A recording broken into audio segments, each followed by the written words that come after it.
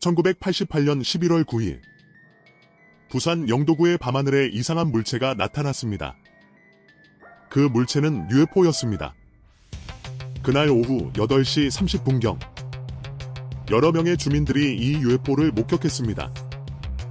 그들은 모두 같은 이야기를 했습니다. 하늘에 나타난 밝은 빛. 그 빛이 움직이고 그 움직임이 너무도 빠르다는 이야기였습니다. 사라졌습니다. 그들 모두가 목격한 것은 그날 밤에 부산 영도구 하늘에서 일어난 충격적인 사건이었습니다. 근데 이 사건은 그저 이상한 목격담으로 끝나지 않았습니다.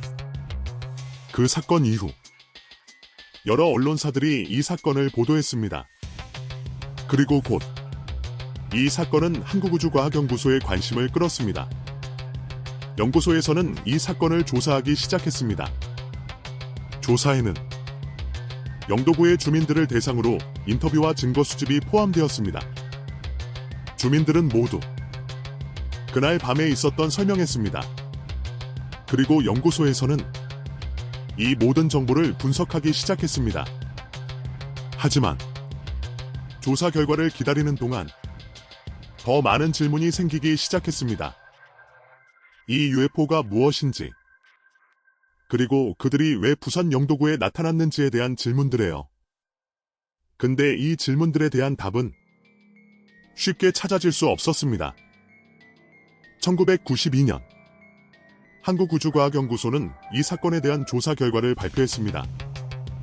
하지만 조사 결과는 여전히 많은 의문을 남겼습니다. UFO의 정체는 여전히 확인되지 않았습니다. 그리고 사건의 원인은 여전히 밝혀지지 않았습니다. 연구소에서는 이 사건을 한국에서 가장 유명한 UFO 사건 중, 그리고 이 사건은 한국의 UFO 연구에 큰 관심을 불러일으켰습니다. 하지만 사건의 진상은 여전히 미스터리였습니다. 그리고 그 미스터리는 아직까지 풀리지 않고 있습니다. 근데 이 사건은 우리에게 중요한 질문을 던져줍니다. 우리는 이 미스터리를 푸는 방법을 찾아야 해요. 부산 UFO 사건은 한국에서 가장 유명한 UFO 사건 중 하나로 알려져 있습니다. 여러 언론사에서 이 사건을 보도했습니다. 이 사건은 한국의 UFO 연구에 큰 관심을 불러일으켰습니다. 조사에 따르면 이 사건은 1988년 11월 9일 오후 8시 30분경에 발생했습니다. 그럼에도 불구하고 이 사건의 정확한 원인은 아직까지 밝혀지지 않았습니다. 근데 이 사건이 많은 관심을 받게 된 이유는 무엇일까요? 부산 UFO 사건의 김 씨는 다음과 같이 설명했습니다. 저는 오후 8시 30분경에 집 앞에서 외출했습니다. 그때 하늘에 이상한 물체가 나타났습니다. 그 물체는 너무나 빠르게 이동해서 저는 그것이 무엇인지 정확하게 식별할 수 없었습니다. 목격자의 진술을 들어보면 그날 밤의 상황이 얼마나 이상했는지 느껴집니다.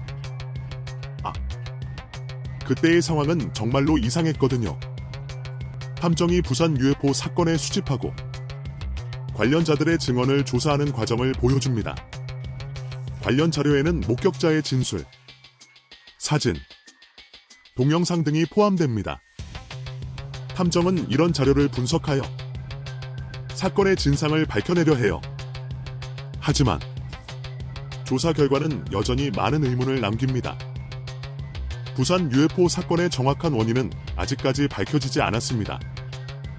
구독자 여러분, 더 많은 정보를 알고 싶다면 구독해주시고 다음 영상도 시청해주세요. 1992년 한국우주과학연구소는 분석 끝에 한 결론을 내렸어요. 그 물체는 기류나 기상 풍선일 가능성이 있다고. 그런데 그게 말이 안 되는 거예요. 목격자들이 말한 건 정지했다가 갑자기 방향을 바꾸는 물체였거든요. 풍선이 그런 움직임을 보일 수 있겠어요. 분석 보고서엔 확인되지 않음이라는 단어가 3번이나 반복돼 있었어요. 아예 설명이 안 되는 부분은 그냥 빠져 있었고요. 그게 더 이상하게 만들었어요. 부산 UFO 사건 이후 국내에선 처음으로 대학 연구실에서 공식적으로 UFO 사례를 분석하기 시작했어요. 공공기관 회의록에도 이 사건이 여러 차례 언급됐더라고요.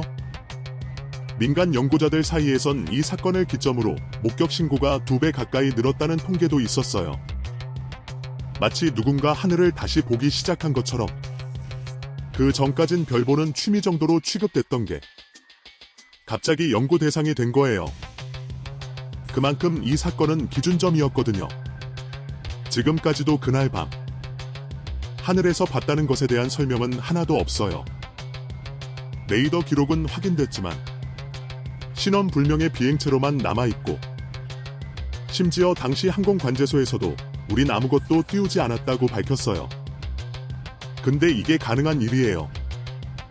수십 명이 동시에 같은 방향을 보고 같은 형태를 묘사하고 그런데도 아무 기록도 추적도 안 됐다는 게 그때서야 알았거든요. 이건 그냥 못 본 채 하기엔 너무 오래 남아있는 상처였어요. 탐정이 오래된 보고서 더미를 뒤지고 있었어요. 먼지 낀 파일 속에서 한 장의 사진이 눈에 띄었죠. 일반인들이 찍은 것과는 다른 공식 기록 같은 인화 사진. 그런데 그림자가 이상했거든요. 비행체 아래, 건물 옥상보다 아래로 뻗은 그림자가 공식 발표에선 없던 내용이었어요. 그게 포착된 건 단 한 장뿐. 나머진 전부 누락됐더라고요. 근데 이게 가능한 일이에요. 빛의 각도가 말이 안 되는 거예요.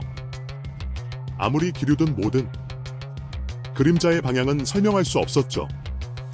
완전히 다른 출처의 빛이 있었던 것처럼.